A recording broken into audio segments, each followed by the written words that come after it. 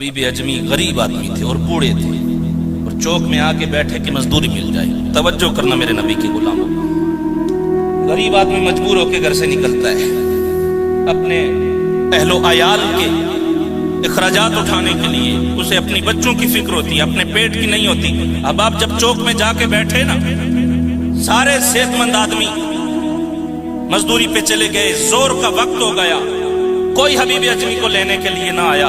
अहबाब वकार गरीब जब आह भरता है रब का अर्श कांप जाता है जी।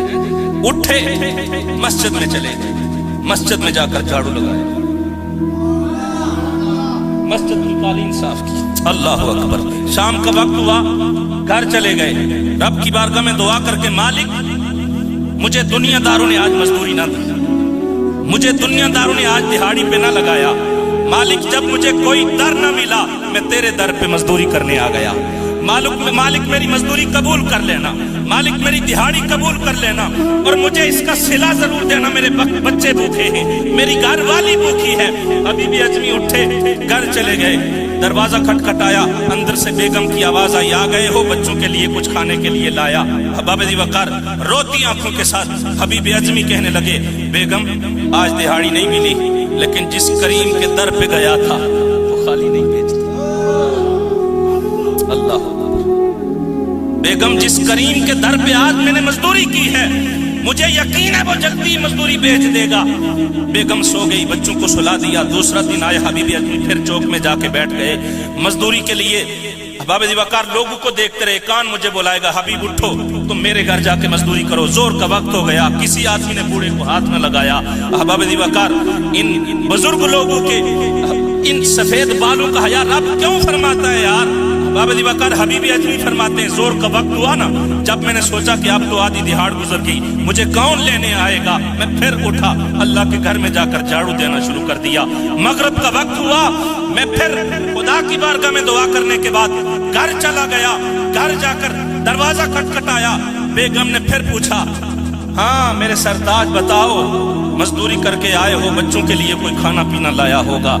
शोहर फिर कहने लगा, हबीब अजमी बेगम माफ करना, जिस करीम के दर पे आज मैं मजदूरी करने गया, मजदूरी कर आया हूँ, लेकिन करीम बड़ा है, मुझे यकीन है मजदूरी भेज देगा। अहबाब वकार तीसरा दिन आया, तीसरे दिन भी यही मामूल रहा, लेकिन जब तीसरा दिन आया हबीब अजमी टाइम से घर न गए।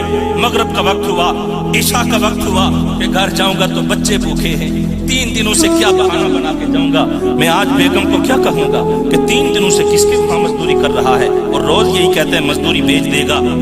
हबीब अजमी फरमाते, ईशा के वक्त तक मैं इंतजार करता रहा, ईशा की नमाज पढ़कर मैं मस्जिद में ही बैठा रहा कि आज उस वक्त घर जाऊंगा जब मेरे बच्चे सो जाएंगे, आज उस वक्त घर जाऊंगा जब मेरी बेगम सो जाएगी, ताकि मुझसे कोई ना पूछे। अब मेरी फैमिली की, मेरे बच्चों की भूख मुझसे बर्दाश्त नहीं होती। हबीब अजमी फरमाते हैं, मैं घर गया, जब मैंने घर का दरवाजा खोला, ओए नबी के गुलामों तुम किस करीम के दर पे आए बैठे हो? हबीब अजमी फरमाते हैं, जब मैं घर गया, मैंने दरवाजा खोला, मेरी बेगम मेरा इस्तकबाल कर रही थी और मुस्कुरा रही थी और कह रही थी, ओ मेरे सरताज आज तुम मजदूरी करके लेट आए हो, जिस करीम के दरवाजे पे तुम 3 दिन मजदूरी करते रहे, तुम बाद में आए हो, उसने मजदूरी भेज दी है, आज उसने मजदूरी भेज दी है। हबीब अजमी फरमाते, पता नहीं बेगम कहने क्या जा रही है, लेकिन बेगम की मुस्कुराहट और बेगम की खुशी बता रही है आज कोई बंदोबस्त हो गया है।